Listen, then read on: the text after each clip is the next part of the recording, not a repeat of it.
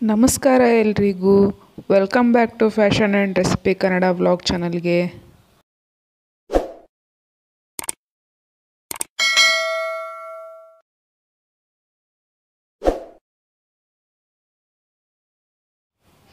ಇವತ್ತು ನಾನು ಕ್ಯಾಪ್ಸಿಕಮ್ ಕುರ್ಮಾ ಮಾಡೋದು ಹೇಗಂತೇಳಿ ಹೇಳ್ಕೊಡ್ತಾ ಇದ್ದೀನಿ. ಬನ್ನಿ ಕ್ಯಾಪ್ಸಿಕಮ್ ಕುರ್ಮಾ ಮಾಡೋದು ಹೇಗಂತೇಳಿ ನೋಡೋಣ. ಕ್ಯಾಪ್ಸಿಕಮ್ ಕುರ್ಮಾ ಮಾಡೋಕ್ಕೆ ನಾನಿಲ್ಲಿ ಕ್ಯಾಪ್ಸಿಕಮ್ ತೊಗೊಂಡಿದ್ದೀನಿ. ಕ್ಯಾಪ್ಸಿಕಮನ್ನು ಆದಷ್ಟು ಸ್ಕ್ವೇರ್ ಶೇಪಲ್ಲಿ ದೊಡ್ಡದಾಗಿ ಹೆಚ್ಕೋಬೇಕು. ಹಾಗೆ ಒಂದು ಈರುಳ್ಳಿನ ಚಿಕ್ಕದಾಗಿ ಹೆಚ್ಕೊಂಡಿದ್ದೀನಿ. ಟೊಮೆಟೊ ಹಣ್ಣು 2-3 ಟೊಮೆಟೊ ಹಣ್ಣು ತೊಗೊಂಡಿದ್ದೀನಿ. ಮತ್ತು ಕಡಲೆಬೀಜ 2 ಚಮಚದಷ್ಟು ಕಡಲೆಬೀಜ, ಜೀರಿಗೆ ಒಗ್ಗರಣೆಗೆ ಬೇಕಿದು, ಹಾಗೆ ಶುಂಠಿ ಬೆಳ್ಳುಳ್ಳಿ ಪೇಸ್ಟು. ಸೊ ಮಸಾಲೆ ಐಟಮ್ಸು ಖಾರ ಪುಡಿ ತೊಗೊಂಡಿದ್ದೀನಿ, ಅರಿಶಿನ ಪುಡಿ ತೊಗೊಂಡಿದ್ದೀನಿ, ಹಾಗೆ ಧನಿಯಾ ಪೌಡರು ಮತ್ತು ಇದಕ್ಕೆ ಗರಂ ಮಸಾಲೆ. ಇದಿಷ್ಟು ಮಸಾಲೆ ಐಟಮ್ಸು. ಹಾಗೆ ಸಕ್ಕರೆ, ಆಯಿಲು, ಕುಕ್ಕಿಂಗ್ ಆಯಿಲು ಮತ್ತು ರುಚಿಗೆ ತಕ್ಕಷ್ಟು ಉಪ್ಪು. ಇದಿಷ್ಟು ಐಟಮ್ಸು ಇದಕ್ಕೆ ಬೇಕಾಗಿರುವಂಥದ್ದು. ನಾನಿಲ್ಲಿ ಕ್ಯಾಪ್ಸಿಕಮನ್ನು 1 ಕ್ಯಾಪ್ಸಿಕಮ್ ತೊಗೊಂಡಿದ್ದೀನಿ. ಸೊ ನಿಮಗೆ ನೋಡಿಕೊಂಡು ಮನೆಯಲ್ಲಿ ಎಷ್ಟು ಜನಕ್ಕೆ ಬೇಕಾಗುತ್ತೆ ನೋಡಿಕೊಂಡು ಕ್ಯಾಪ್ಸಿಕಮನ್ನು ಕಟ್ ಮಾಡ್ಕೋಬೋದು. ಸೊ ನಾನಿಲ್ಲೀಗ ನೋಡ್ತಾ ಇದ್ದೀರಲ್ಲ, ಕಡಲೆಬೀಜನ ಹುರ್ಕೋತಾ ಇದ್ದೀನಿ. ಅದು ಸಿಪ್ಪೆ ಎದ್ದು ಬರಬೇಕು, ಅಲ್ಲಿ ತನಕ ಇದನ್ನು ಹುರ್ಕೋಬೇಕು. ಆಲ್ಮೋಸ್ಟ್ ಒಂದು 2 to 3 ಮಿನಿಟ್ಸ್ ಹುರ್ಕೊಂಡು ಕೂಡಲೇ ಇದು ಚೆನ್ನಾಗಿ ಸಿಪ್ಪೆ ಎಲ್ಲ ಎದ್ದು ಬರುತ್ತೆ. ಸೊ ಅಲ್ಲಿ ತನಕ ಹುರ್ಕೊಂಡು, ಸಿಪ್ಪೆಯನ್ನು ತೆಗಿಯೋದು ಬೇಡ, ಬಟ್ ಅದನ್ನು ಗ್ರೈಂಡ್ ಮಾಡ್ಕೋಬೇಕಾಗುತ್ತೆ. ಸೊ ಅದಕ್ಕೆ ನಾನು ಮಿಕ್ಸಿ ಜಾರಿಗೆ ಹಾಕಿ ಇಟ್ಟಿದ್ದೀನಿ. ನೆಕ್ಸ್ಟ್ ನಾನು ಅದೇ ಪ್ಯಾನಿಗೆ ಆಯಿಲ್ ಹಾಕ್ತಾಯಿದ್ದೀನಿ. ಒಂದು 2 ಟೇಬಲ್ ಸ್ಪೂನ್ ಅಷ್ಟು ಆಯಿಲ್ ಹಾಕ್ಕೊಂಡಿದ್ದೀನಿ. ಅದಕ್ಕೆ ನಾನೀಗ ಕ್ಯಾಪ್ಸಿಕಮನ್ನು ಹಾಕಿ ಹುರ್ಕೋತೀನಿ. ಸೊ ಈ ಕ್ಯಾಪ್ಸಿಕಮನ್ನು ಹಾಕಿ ಹುರ್ಕೊಂಡು ಒಂದು 2-3 ನಿಮಿಷ ಅದನ್ನು ಮೀಡಿಯಮ್ ಫ್ಲೇಮಲ್ಲಿ ಹುರ್ಕೋಬೇಕು. ಅದು ಒಂಥರ ಕ್ರಂಚಿನೆಸ್, ಕ್ರಿಸ್ಪಿಯಾಗಿ ಚೆನ್ನಾಗಿ ತಿನ್ನೋಕ್ಕೆ ಮಧ್ಯೆ ಮಧ್ಯೆ ಬಾಯಿ ಸಿಗ್ತಾ ಇರುತ್ತೆ. ಸೊ ಆ ರೀಸನ್ಗಾಗಿ ನಾನು ಇದನ್ನು ಹುರ್ಕೋತಾ ಇದ್ದೀನಿ. ದೊಡ್ಡ ಕ್ಯಾಪ್ಸಿಕಮ್ ಆದರೆ ಒಂದೇ ಕ್ಯಾಪ್ಸಿಕಮ್ ಸಾಕಾಗುತ್ತೆ. ಸೊ ನನ್ನ ಹತ್ರ ದೊಡ್ಡ ಕ್ಯಾಪ್ಸಿಕಮ್ ಇರೋದ್ರಿಂದ ಒಂದೇ ಕಟ್ ಮಾಡಿ ಹಾಕ್ಕೊಂಡಿದ್ದೀನಿ. ಇದು ಆಗಿದೆ. ನಾನೀಗ ಇದನ್ನು ಎತ್ತಿಟ್ಕೋತಾ ಇದ್ದೀನಿ ಪಕ್ಕಕ್ಕೆ. ಸೊ ಈಗ ನೆಕ್ಸ್ಟು ಇನ್ನೊಂದು ಸ್ವಲ್ಪ ಆಯಿಲ್ ಹಾಕಿ ಇದೇ ಪ್ಯಾನಿಗೆ ನಾನು ಆನಿಯನ್ ಹಾಕ್ತಾಯಿದ್ದೀನಿ. ಈರುಳ್ಳಿನ ಕಟ್ ಮಾಡಿ ಇಟ್ಕೊಂಡಿದ್ದೀನಿ. ಆ ಈರುಳ್ಳಿನ ಹಾಕಿ ಫ್ರೈ ಮಾಡ್ತಾಯಿದ್ದೀನಿ. ಸೊ ಇದ್ರ ಜೊತೆಗೇ ನಾನು ಟೊಮೆಟೊ ಹಣ್ಣನ್ನು ಹಾಕಿದ್ದೀನಿ.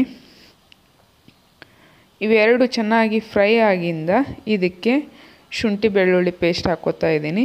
ನೀವು ಈರುಳ್ಳಿ ಹಾಕ್ಕೊಂಡಿಂದನಾದ್ರೂ ಶುಂಠಿ ಬೆಳ್ಳುಳ್ಳಿ ಪೇಸ್ಟ್ ಹಾಕ್ಕೋಬೋದು. ನಿಮ್ಮ ಹತ್ರ ಶುಂಠಿ ಬೆಳ್ಳುಳ್ಳಿ ಪೇಸ್ಟ್ ಇಲ್ಲ ಅಂದರೆ ಫ್ರೆಂಡ್ಸ್, ಬೆಳ್ಳುಳ್ಳಿ ಮತ್ತು ಶುಂಠಿ ಇದ್ದೇ ಇರುತ್ತೆ ಮನೆಯಲ್ಲಿ. ಪೇಸ್ಟ್ ಇಲ್ಲ ಅಂದ್ರೂ ಶುಂಠಿ ಬೆಳ್ಳುಳ್ಳಿ ಇದ್ದೇ ಇರುತ್ತೆ. ಸೊ ಅದನ್ನೇ ನೀವು ಕಟ್ ಮಾಡಿ ಇದ್ರ ಜೊತೆ ಫ್ರೈ ಮಾಡ್ಕೋಬೋದು. ಹೇಗೋ ಮಿಕ್ಸಿಗೆ ಹಾಕ್ಕೋತಾ ಇರ್ತೀವಿ, ಸೊ ಅದರಲ್ಲೇ ಗ್ರೈಂಡ್ ಆಗುತ್ತೆ. ಈಗ ಇದನ್ನು ಫ್ರೈ ಆಗಿಂದ ಇದನ್ನು ಎತ್ತಿ ಇಟ್ಕೋತಾ ಇದ್ದೀನಿ. ಇದು ತಣ್ಣಗಾಗೋಕ್ಕೆ ಬಿಡಬೇಕು. ಬಿಸಿ ಬಿಸಿದನ್ನೇ ಹಾಕಬೇಡಿ, ಹೊರಗಡೆ ಎಲ್ಲ ಚೆಲ್ಲಾಡಿಬಿಡುತ್ತೆ. ಸೊ ತಣ್ಣಗಾಗಿಂದ ನಾನು ಮಿಕ್ಸಿ ಮಾಡ್ಕೊಂಡಿದ್ದೀನಿ. ಈ ಥರ ಫುಲ್ ಗ್ರೈಂಡ್ ಮಾಡ್ಕೋಬೇಕು ಅದನ್ನು ಎಲ್ಲದನ್ನು ಸೇರಿಸಿ. ಈಗ ಆ ಪ್ಯಾನಿಗೆ ನಾನು ಫ್ರೈ ಮಾಡಿದ್ನಲ್ಲ, ಅದೇ ಪ್ಯಾನಿಗೆ ಮತ್ತೆ ಒಂದು 2 ಟೇಬಲ್ ಸ್ಪೂನ್ ಆಯಿಲ್ ಹಾಕಿ ಜೀರಿಗೆ ಹಾಕಿದ್ದೀನಿ. ಜೀರಿಗೆ ಫ್ರೈ ಆಗಿಂದ ಅದಕ್ಕೆ ನಾನು ರುಬ್ಬಿಟ್ಕೊಂಡಿರುವಂಥ ಮಸಾಲೆನ ಹಾಕ್ತಾಯಿದ್ದೀನಿ. ಕೆಲವೊಬ್ಬರು ಇದನ್ನು ಈರುಳ್ಳಿ ಮತ್ತು ಶುಂಠಿ ಬೆಳ್ಳುಳ್ಳಿನ ಅಷ್ಟೇ ಹಾಕ್ಕೊಂಡು ಟೊಮೆಟೊನ ಸಪ್ರೇಟಾಗಿ ಗ್ರೈಂಡ್ ಮಾಡ್ಕೋತಾರೆ. ಈರುಳ್ಳಿ ಶುಂಠಿ ಬೆಳ್ಳುಳ್ಳಿನ ಸಪ್ರೇಟಾಗಿ ಗ್ರೈಂಡ್ ಮಾಡ್ಕೋತಾರೆ. ನಾನಿಲ್ಲಿ ಎರಡೂ ಒಟ್ಟಿಗೆ ಹಾಕಿ ಗ್ರೈಂಡ್ ಮಾಡ್ಕೊಂಡಿದ್ದೀನಿ. ನಿಮ್ಗೆ ಹೇಗೆ ಅನುಕೂಲ ಆಗುತ್ತೆ ಹಾಗೆ ಮಾಡ್ಕೋಬೋದು. ಸೊ ಇಲ್ಲಿ ನಾನೆಲ್ಲ ಸ್ಪೈಸಸ್ ಹಾಕ್ಕೋತಾ ಇದ್ದೀನಿ, ಮಸಾಲೆಗಳನ್ನು. ಅರಿಶಿನ ಪುಡಿ, ಖಾರದ ಪುಡಿ, ಹಾಗೆ ಧನಿಯಾ ಪುಡಿ ಮತ್ತು ಸಕ್ಕರೆ. ಸೊ ಖಾರದ ಪುಡಿ ಖಾರಕ್ಕೆ ಅನುಗುಣವಾಗಿ ನೋಡಿ ನೀವು ಹಾಕ್ಕೋಬೋದು. ಮತ್ತು ನಾನು ಒಂದು ಸಣ್ಣ ಚಮಚದಲ್ಲಿ 1 ಚಮಚದಷ್ಟು ಗರಂ ಮಸಾಲೆ ಹಾಕಿದ್ದೀನಿ, ಮತ್ತು ಒಂದು ಅರ್ಧ ಸ್ಪೂನಷ್ಟು ಧನಿಯಾ ಪೌಡ್ರ್ ಹಾಕಿದ್ದೀನಿ. ಸೊ ಅದಕ್ಕೆ ರುಚಿ ನೋಡಿಕೊಂಡು ನಾನು ಉಪ್ಪು ಹಾಕ್ಕೊಂಡಿದ್ದೀನಿ. ಇದನ್ನು ಚೆನ್ನಾಗಿ ಮಿಕ್ಸ್ ಮಾಡಬೇಕು. ನಾವು ಇದಕ್ಕೆ ಕಡಲೆ ಬೀಜ ಹಾಕಿರೋದ್ರಿಂದ, ಶೇಂಗಾ ಅಂತ ಏನು ಹೇಳ್ತೀವಿ ಅದನ್ನು ಹಾಕಿರೋದ್ರಿಂದ ಇದು ತಿಕ್ನೆಸ್ ಬರ್ತಾ ಇರುತ್ತೆ. ಸೊ ಆದಷ್ಟು ಇದನ್ನು ತಳ ಹತ್ತಲಾರ್ದಂಗೆ ಲೈಕ್ ಕರಟಿ ಹೋಗದೇ ಇರೋ ಹಾಗೆ ಚೆನ್ನಾಗಿ ಕೈ ಆಡಿಸ್ತಾ ನಿಮಗೆ ಗ್ರೇವಿ ಯಾವ ಕನ್ಸಿಸ್ಟೆಂಟ್ ಬೇಕು ನೋಡಿಕೊಂಡು ಅದಕ್ಕೆ ನೀವು ನೀರು ಹಾಕ್ಕೊಂಡು ಅಡ್ಜಸ್ಟ್ ಮಾಡ್ಕೋಬೋದು. ನಾನಿಲ್ಲಿ ಸ್ವಲ್ಪ ತಿಳುವಿರಲಿ ಅಂಥೇಳಿ ನಾನು ಅದಕ್ಕೆ ನೀರು ಹಾಕ್ಕೊಂಡು ನೋಡ್ಕೋತಾ ಇದ್ದೀನಿ ಎಷ್ಟು ಬೇಕು, ಎಷ್ಟು ಕನ್ಸಿಸ್ಟೆಂಟಿ ಬೇಕು ಅಂಥೇಳಿ. ಸೊ ನೀವು ನೋಡಿಕೊಂಡು ನಿಮಗೆ ಎಷ್ಟು ತಿಳುವಾಗಿ ಬೇಕು, ಎಷ್ಟು ದಪ್ಪವಾಗಿ ಬೇಕು ನೋಡಿಕೊಂಡು ನೀವು ಅದನ್ನು ಅಡ್ಜಸ್ಟ್ ಮಾಡ್ಕೋಬೋದು. ಸೊ ಈಗ ಇದು ಒಂದು 2-3 ನಿಮಿಷ ಕುದಿ ಬಂದಿಂದ ಇದಕ್ಕೆ ನಾನೀಗ ಕ್ಯಾಪ್ಸಿಕಮನ್ನು ಹಾಕ್ಕೋಬೋದು. ಸೊ 1-2 ನಿಮಿಷ ಇದನ್ನು ಮುಚ್ಚಿಟ್ಟು ಕುದಿಸೋಣ, ಚೆನ್ನಾಗಿ ಮಸಾಲೆ ಎಲ್ಲ ಸೆಟ್ ಆಗಲಿ ಗ್ರೇವಿಗೆ. ಸೊ ಅಲ್ಲಿ ತನಕ ಕುದಿಸೋಣ. ಇದು ಆ್ಯಕ್ಚುಲಿ ಇದಕ್ಕೆ ಎಲ್ಲ ಥರ ಲೈಕ್ ಚಪಾತಿ, ದೋಸೆ, ರಾಗಿ ರೊಟ್ಟಿ, ಅಕ್ಕಿ ರೊಟ್ಟಿ ಎಲ್ಲದೂ ಸೂಟ್ ಆಗುತ್ತೆ ಇದಕ್ಕೆ. ನೋಡ್ತಾ ಇರ್ಬೋದು ನಾನಿಲ್ಲಿ 1-2 ನಿಮಿಷ ಅದು ಕುದಿಸಿ ಆಗಿಂದ ಅದಕ್ಕೆ ನಾನು ಕ್ಯಾಪ್ಸಿಕಮನ್ನು ಹಾಕ್ಕೊಂಡು ಮಿಕ್ಸ್ ಮಾಡ್ಕೊಂಡಿದ್ದೀನಿ. ಕ್ಯಾಪ್ಸಿಕಮ್ ಹಾಕ್ಕೊಂಡಾಗಿಂದ ಇದಕ್ಕೆ ಮೇಲ್ಗಡೆಯಿಂದ ಕಸೂರಿ ಮೇಥಿ ಹಾಕ್ಕೋತಾ ಇದ್ದೀನಿ. ಇದ್ದರೆ ಹಾಕ್ಕೋಬೋದು, ಇಲ್ಲ ಅಂದರೆ ನೀವು ನಾರ್ಮಲಾಗಿ ಕೊತ್ತಂಬರಿ ಸೊಪ್ಪಿಂದನೂ ಗಾರ್ನಿಷಿಂಗ್ ಮಾಡ್ಕೋಬೋದು.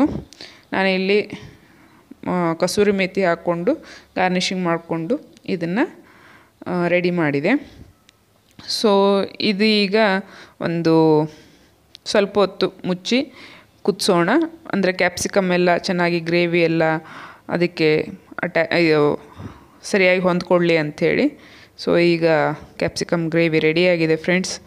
ನೋಡಿ ನೀವು ಮನೆಯಲ್ಲಿ ಟ್ರೈ ಮಾಡಿ. ನಾ ಹೇಳಿದಂಗೆ ಎಲ್ಲ ಚಪಾತಿ, ದೋಸೆ, ಅಕ್ಕಿ ರೊಟ್ಟಿ, ರಾಗಿ ರೊಟ್ಟಿ ಎಲ್ಲದಕ್ಕೂ ಸೂಟ್ ಆಗುತ್ತೆ. ಸೈಡ್ ಡಿಶ್ ಆಗಿ ಚೆನ್ನಾಗಿರುತ್ತೆ. ಸೊ ನೀವು ಮನೆಯಲ್ಲಿ ಟ್ರೈ ಮಾಡಿ ಹೇಗಿದೆ ಅಂಥೇಳಿ ನನಗೆ ಕಮೆಂಟ್ಸಲ್ಲಿ ತಿಳಿಸಿ.